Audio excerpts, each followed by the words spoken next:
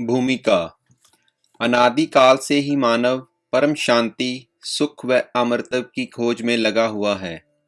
वह अपने सामर्थ्य के अनुसार प्रयत्न करता आ रहा है, लेकिन उसकी यह चाहत कभी पूर्ण नहीं हो पा रही है। ऐसा इसलिए है कि उसे इस चाहत को प्राप्त करने के मार्ग का पूर्ण ज्ञान नहीं है। सभी प्राणी चाहते हैं कि कोई कार्य न करना पड़े, खाने को स्वादिष्ट भोजन मिले, पहनने को सुंदर वस्त्र मिलें, रहने को आलीशान भवन हो, घूमने के लिए सुंदर पार्क हों, मनोरंजन के लिए मधुर मधुर संगीत हों, नाचें गाएं, खेलें कूदें, मौज मस्ती मनाएं और कभी बीमार ना हों, कभी बूढ़े ना हों और कभी मृत्यु ना होवे, आदि आदि। परंतु जिस संसार में हम रह रहे हैं, यहाँ ना तो ऐसा कहीं पर नजर आता है और ना ही ऐसा संभव है, क्योंकि यह लोक नाशवान है। इस लोक की हर वस्तु भी नाशवान है और इस लोक का राजा ब्रह्म काल है, जो 1,00,000 मानव सूक्ष्म शरीर खाता है। उसने सब प्राणियों को कर्म भरम व पाप पुण्य रूपी जाल में उलझा कर 3 लोक के पिंजरे में कैद किए हुए है। कबीर साहिब कहते हैं कि कबीर 3 लोक पिंजरा भया, पाप पुण्य 2 जाल, सभी जीव भोजन भये, एक खाने वाला काल। गरीब एक पापी एक पुण्य आया, एक है सूम दलेल रे, बिना भजन कोई काम न आवे, सब है जम की जेल रे। वह नहीं चाहता कि कोई प्राणी इस पिंजरे रूपी कैद से बाहर निकल जाए। वह यह भी नहीं चाहता कि जीव आत्मा को अपने निज घर सतलोक का पता चले। इसलिए वह अपनी त्रिगुणी माया से हर जीव को भ्रमित किए हुए है। फिर मानव को यह उपरोक्त चाहत कहाँ से उत्पन्न हुई है? यहाँ ऐसा कुछ भी नहीं है। यहाँ पर सब ने मरना है, सब दुखी व अशांत हैं। जिस स्थिति को हम यहाँ प्राप्त करना चाहते हैं, ऐसी स्थिति में हम अपने निज घर सतलोक में रहते थे।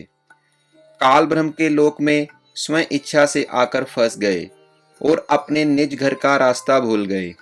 कबीर साहिब कहते हैं कि इच्छा रूपी खेलन आया, तांते सुख सागर नहीं पाया। इस काल ब्रह्म के लोक में शांति व सुख का नामो निशान भी नहीं है। त्रिगुणी माया से उत्पन्न काम, क्रोध, लोभ, मोह, अहंकार, राग द्वेष, हर्ष शोक, लाभ हानि, मान बढ़ाई रूपी अवगुण हर जीव को परेशान किए हुए हैं। यहाँ एक जीव दूसरे जीव को मारकर खा जाता है, शोषण करता है, इज्जत लूट लेता है, धन लूट लेता है, शांति छीन लेता है। यहाँ पर चारों तरफ आग लगी हुई है। यदि आप शांति से रहना चाहोगे तो दूसरे आपको रहने नहीं देंगे। आपके ना चाहते हुए भी चोर चोरी करके ले जाता है, डाकू डाका डाल के ले जाता है, दुर्घटना घट जाती है, किसान की फसल खराब हो जाती है, व्यापारी का व्यापार ठप हो जाता है, राजा का राज छीन लिया जाता है, स्वस्थ शरीर में बीमारी लग जाती है। अर्थात यहाँ पर कोई भी वस्तु सुरक्षित नहीं। राजाओं के राज, इज्जतदार की इज्जत, धनवान का धन, ताकतवर की ताकत और यहाँ तक कि हम सभी के शरीर भी अचानक छीन लिए जाते हैं। माता पिता के सामने जवान बेटा बेटी मर जाते हैं। दूध पीते बच्चों को रोते बिलखते छोड़कर माता पिता मर जाते हैं। जवान बहनें विधवा हो जाती हैं और पहाड़ से दुखों को भोगने को मजबूर होते हैं। विचार करें कि क्या यह स्थान रहने के लायक है? लेकिन हम मजबूरीवश यहाँ रह रहे हैं, क्योंकि इस काल के पिंजरे से बाहर निकलने का कोई रास्ता नजर नहीं आता और हमें दूसरों को दुखी करने की वह दुख सहने की आदत सी बन गई। यदि आप जी को इस लोक में होने वाले दुखों से बचाव करना है तो यहाँ के प्रभु काल से परम शक्ति युक्त परमेश्वर परम अक्षर ब्रह्म की शरण लेनी पड़ेगी। जिस परमेश्वर का खौफ काल प्रभु को भी है, जिसके डर से यह उपरोक्त कष्ट उस जीव को नहीं दे सकता, जो पूर्ण परमात्मा अर्थात परम अक्षर ब्रह्म सत्य पुरुष की शरण पूर्ण संत के बताए मार्ग से ग्रहण करता है। वह जब तक संसार में भक्ति करता रहेगा, उसको उपरोक्त कष्ट आजीवन नहीं होते। जो व्यक्ति इस पुस्तक ज्ञान गंगा को पढ़ेगा, उसको ज्ञान हो जाएगा कि हम अपने निज घर को भूल गए हैं। वह परम शांति वह सुख यहाँ न होकर निज घर सतलोक में है, जहाँ पर न जन्म है, न मृत्यु है, न बुढ़ापा, न दुख, न कोई लड़ाई झगड़ा है, न कोई बीमारी है, न पैसे का कोई लेन देन है, न मनोरंजन के साधन खरीदना है। वहाँ पर सब परमात्मा द्वारा निःशुल्क व अखंड है। बंदी छोड़ गरीबदास जी महाराज की वाणी में प्रमाण है कि बिन ही मुख सारंग राग सुन, बिन ही तंती तार, बिना सुर अलगोजे बजे, नगर नाच घुमार। घंटा बाजे ताल नग, मंजीरे डफ झांझ, मुरली मधुर सुहावनी, निस्बासर और सांझ। बीन बिहंगम बाजही, तर्क तंबूरे तीर, राग खंड नहीं होत है, बंध्या रहत समीर। तर्क नहीं, तोरा नहीं, नाही कशीस कबाब, अमृत प्याले मद पीवें, ज्यों भाटी चवे शराब। मतवाले मस्तानपुर, गली गली गुलजार, संख शराबी फिरत हैं, चलो तास बाजार। संख संख पत्नी नाचे, गावे शब्द सुभान, चंद्र बदन सूरजमुखी, नाही मान गुमान। संख हिंडोले नूर नग, झूले संत हजूर, तख्त धनी के पास कर, ऐसा मुल्क जहूर। नदी नाव नाले बंगे, छूटे फुहारे सुन्न, भरे होंद सरवर सदा, नहीं पाप नहीं पुण्य। ना कोई भिक्षक दान दे, ना कोई हार व्यवहार, ना कोई जन्मे मरे, ऐसा देश हमार। जहाँ संखों लहर मेहर की उपजे, कहर जहाँ नहीं कोई, दास गरीब अचल अविनाशी, सुख का सागर सोई। सतलोक में केवल एक रस परम शांति व सुख है। जब तक हम सतलोक में नहीं जाएंगे तब तक हम परम शांति, सुख व अमरत्व को प्राप्त नहीं कर सकते। सतलोक में जाना तभी संभव है जब हम पूर्ण संत से उपदेश लेकर पूर्ण परमात्मा की आजीवन भक्ति करते रहें।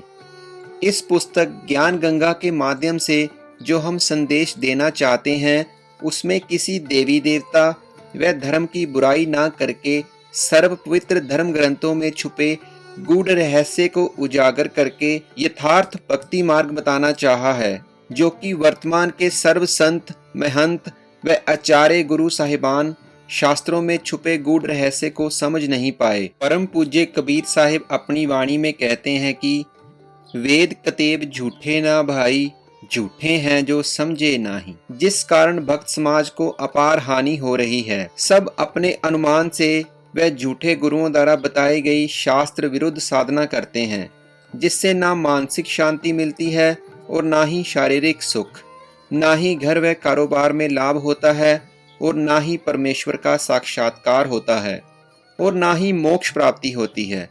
यह सब सुख कैसे मिले तथा यह जानने के लिए कि मैं कौन हूँ, कहाँ से आया हूँ, क्यों जन्म लेता हूँ, क्यों मरता हूँ, क्यों दुख भोगता हूँ, आखिर यह सब कौन करवा रहा है और परमेश्वर कौन है, कैसा है, कहाँ है तथा कैसे मिलेगा, और ब्रह्मा विष्णु और शिव के माता पिता कौन हैं, किस प्रकार से काल ब्रह्म की जेल से छुटकारा पाकर अपने निज घर सतलोक में वापस जा सकते हैं। यह सब इस पुस्तक के माध्यम से दर्शाया गया है, ताकि इसे पढ़कर आम भक्त आत्मा का कल्याण संभव हो सके। यह पुस्तक सद्गुरु रामपाल जी महाराज के प्रवचनों का संग्रह है, जो कि सत ग्रंथों में लिखे तथ्यों पर आधारित है। हमें पूर्ण विश्वास है कि जो पाठक जन रुचि व निष्पक्ष भाव से पढ़कर अनुसरण करेगा, उसका कल्याण संभव है। आत्म प्राण उद्धार ही ऐसा धर्म नहीं और, कोटि अश्वमेघ यज्ञ सकल समाना भोर। जीव उद्धार परम पुण्य ऐसा कर्म नहीं और, मरुस्थल के मृग ज्यों सब मर गए दौर दौर। भावार्थ, यदि एक आत्मा को सत भक्ति मार्ग पर लगाकर उसका आत्म कल्याण करवा दिया जाए तो करोड़ अश्वमेघ यज्ञ का फल मिलता है और इसके बराबर कोई भी धर्म नहीं है। जीवात्मा के उद्धार के लिए किए गए कार्य अर्थात सेवा से श्रेष्ठ कोई भी कार्य नहीं है। अपने पेट भरने के लिए तो पशु पक्षी भी सारा दिन भ्रमते हैं, उसी तरह वह व्यक्ति है जो परमार्थी कार्य नहीं करता। परमार्थी कर्म सर्वश्रेष्ठ सेवा जीव कल्याण के लिए किया कर्म है। जीव कल्याण का कार्य ना करके सर्व मानव मरुस्थल के हिरण की तरह दौड़ दौड़ कर मर जाते हैं, जिसे कुछ दूरी पर जल ही जल दिखाई देता है और वहां दौड़ कर जाने पर थल ही प्राप्त होता है। फिर कुछ दूरी पर थल का जल दिखाई देता है। अंत में उस हिरण की प्यास से ही मृत्यु हो जाती है। ठीक इसी प्रकार जो प्राणी इस काल लोक में जहां हम रह रहे हैं, वे उस हिरण के समान सुख की आशा करते हैं। जैसे निसंतान सोचता है कि संतान होने पर सुखी हो जाऊंगा। संतान वालों से पूछें तो उनकी अनेकों समस्याएं सुनने को मिलेंगी। निर्धन व्यक्ति सोचता है कि धन हो जाए तो मैं सुखी हो जाऊं। जब धनवानों की कुशल जानने के लिए प्रश्न करोगे तो ढेर सारी परेशानियां सुनने को मिलेंगी। कोई राज्य प्राप्ति से सुख मानता है, यह उसकी महाभूल है। राजा, मंत्री, मुख्यमंत्री, प्रधानमंत्री, राष्ट्रपति को स्वप्न में भी सुख नहीं होता। जैसे 4-5 सदस्यों के परिवार का मुखिया अपने परिवार के प्रबंधन में कितना परेशान रहता है, राजा तो एक क्षेत्र का मुखिया होता है, उसके प्रबंधन में सुख स्वप्न में भी नहीं होता। राजा लोग शराब पीकर कुछ गम बुलाते हैं, माया इकट्ठा करने के लिए जनता से कर लेते हैं। फिर अगले जन्मों में जो राजा सत्य भक्ति नहीं करते, पशु योनियों को प्राप्त होकर प्रत्येक व्यक्ति से वसूले कर को उसके पशु बनकर लौटाते हैं। जो व्यक्ति मनमुखी होकर तथा झूठे गुरुओं से दीक्षित होकर भक्ति तथा धर्म करते हैं, वे सोचते हैं कि भविष्य में सुख होगा, लेकिन इसके विपरीत दुख ही प्राप्त होता है। कबीर साहब कहते हैं कि मेरा यह ज्ञान ऐसा है कि यदि ज्ञानी पुरुष होगा तो इसे सुनकर हृदय में बसा लेगा, और यदि मूर्ख होगा तो उसकी समझ से बाहर है। कबीर ज्ञानी हो तो हृदय लगाई, मूर्ख हो तो गम नहीं पाई। अधिक जानकारी के लिए कृपया प्रवेश करें इस पुस्तक ज्ञान गंगा में। इस पुस्तक को पढ़कर सुप्रीम कोर्ट के वरिष्ठ अधिवक्ता श्री सुरेश चंद्र ने कहा, इस पुस्तक का नाम तो ज्ञान सागर होना चाहिए। ज्ञान सुना दे, विधि बता दे, हो मेरा कल्याण भगत में